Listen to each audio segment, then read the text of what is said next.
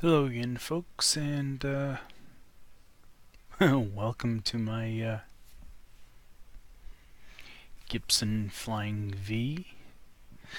Just some updated information here before I do a little disclaimer kind of thingy. The serial number I've discovered, and thank you for anyone else that also has mentioned it to me. This is a 2004 Gibson Flying V Faded. I believe it was produced in September, and it came out of, again, the Nashville factory. Now, again, as I said, it's a big shock because, one, I don't have the type of money to afford to buy a Gibson, so that's the biggest shocking thing of all about it. Secondly, I have been very adamant and vocal against Gibson in the past, so yeah, I can be called a bit of a hypocrite for getting one, but at the same time, let me clarify something. I've never had a full negative view against Gibson. Again, the astronomical ass-reaming prices that Gibson charges for the Les Paul line of guitars, I have an issue with. The quality control as well, using it as a justification to jack up prices on stuff, is also another thing I'm very critical about in regards to Gibson. Lastly, for the most part, it's the actual corporate side of things and how they treat the consumer. Again, my stick has always been the consumer, per se. And quite honestly, is it a surprise that I somehow managed to get a hold of a Gibson and is through a trade? No, because that's probably about the only way I would probably get a Gibson, unless, like I said, somebody literally gave me one, an actual legit Gibson. So, with that said, again, call me hypocritical or not, I'm going to do this little initial introduction video, how it came to be, and what entail could occur to this guitar or does need to be done outright to it in the state that I've currently got it. Okay, so the little backstory is somebody put an ad on my local Kijiji for this. They didn't give very much information that it was, other than it was a faded, in good condition, played, blah blah blah blah blah blah blah. That said, they were wanting, I think, cash offers, but they were also interested in trades. They were interested in trades for made in Mexico Stratocaster, Telecaster, and Jazzmaster, I believe, as well too. Come to find out that when the guy came here to my place at 3 p.m. Eastern, the guy has always been a Fender preferred kind of player. So the conversation started on Friday, I believe, where I contacted him and asked him what he wanted in trade for the guitar, and We had initially everything kind of finalized on Sunday that it was going to be my modified Made in Mexico Stratocaster and the Ibanez RG350DX. And all it was a matter of him coming here, and the RX was just the other little bit of incentive for the traveling from out of town to come here. Lived about 45 minutes away. So he got here, he revealed that basically he just could not get comfortable with the Flying V style, and he's never really been a big fan of Gibson, I guess Gibson style and whatnot, so he got rid of it, or got rid of previous Gibsons. He also was a Jazz Master fan. He actually did, at one point in time, actually make a Jazz Blaster, which is something that I would like to look into doing in 2017. And so when I offered him up both guitars in return for this, he jumped over the offer because it affects him in twofold. One, his son had also played this guitar and he didn't find it too great or to his liking, so the Ibanez would be going to his son, and the Strat going to him. When he was here, I told him exactly everything that I did to the Strat, and he actually played a little bit, tried the pickups up, and he complimented me on my work on the Stratocaster, so that was kind of not bad for someone who is a Strat lover, as he said, to compliment me on the work that I did in refinishing and updating that Strat. Also, the Candy Apple Red was a sucker for him, which a lot of people have said are very big attractors in regards to like the Fender stuff. So with that all said and done, about 15 minutes of gabbing, trying out the guitars. This was awkward at first because I didn't have a strap, so I wasn't sure how to put it on. And like I said, 15-20 minutes later, it was a done deal. It was nice for it to come with the actual padded gig bag, though it is extremely stinky. I will have to desanitize it and deodorize it somehow. In regards to the guitar,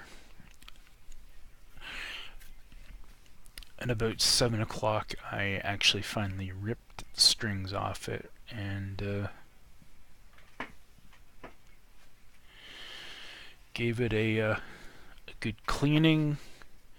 Again, thanks to Blackjack and M, I gave it a good cleaning, and I used the Dunlop wax. Of note here, you can actually finally see the fretboard here. Fretboard appears to be in good shape. Headstock is cleaned up.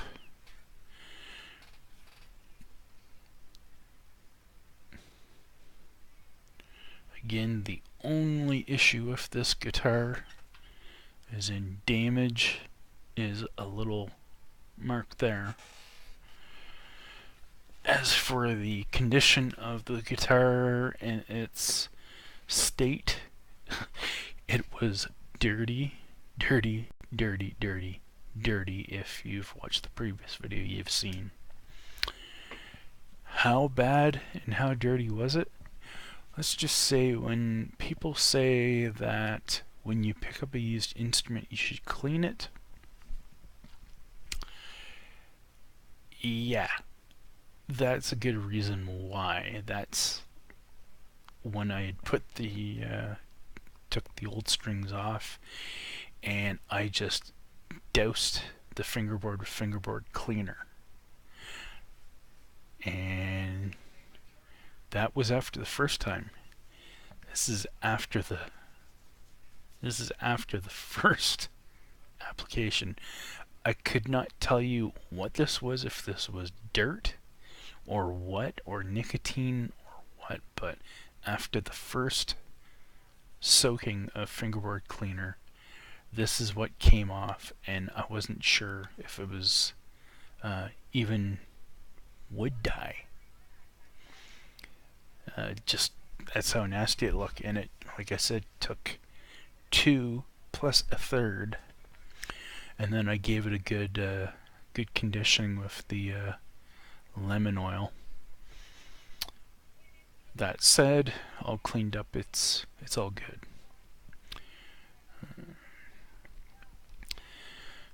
I'm gonna try to do this video under 15 minutes, and then I will do a follow-up sound demo.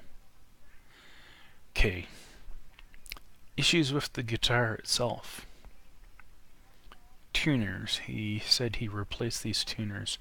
I didn't think that these were actually legitimate Gibson tuners because they look more like a Fender style, but they are Clusin with the little style.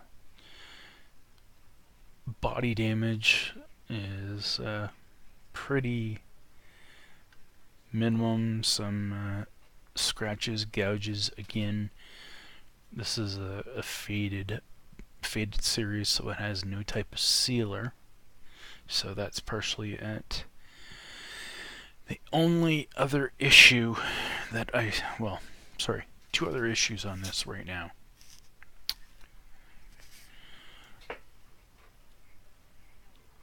I'm sure you probably can't pick it up in the light very well, but there is some nasty ass gouges in these tailpiece things. In some spots it actually looks like it's came off, or somebody has actually filed a second groove. So that's a pretty big issue. Also, in what Modesto Guitar Mods think is again Nelson about the string break over the Tone Pros bridge. I listened to what he had said, and when I put the new strings on it, I raised the tailpiece. Other things here as well, quickly. Knobs. I'm going to need replacement knobs. Also, unfortunately, one pot shaft is a little bit longer than the other two, so I know he had said he had replaced, I think, pots or something, and this switch is replaced, but it seems to be fine. Everything otherwise is functional. Now, in regards to the guitar, I've done some reading on Gibson's own forums and some other forums. As I said, I wasn't exactly sure what I was going to do with this. The general consensus for these faded series guitars is, because they're mass produced, they do not have the value of, say, the regular Flying V standards that Gibson produced or has produced over the years. So the resale value on this as a collector's piece or antique is like little to none. So refinishing, upgrading, which has already occurred anyways, there's no way to put it back to original.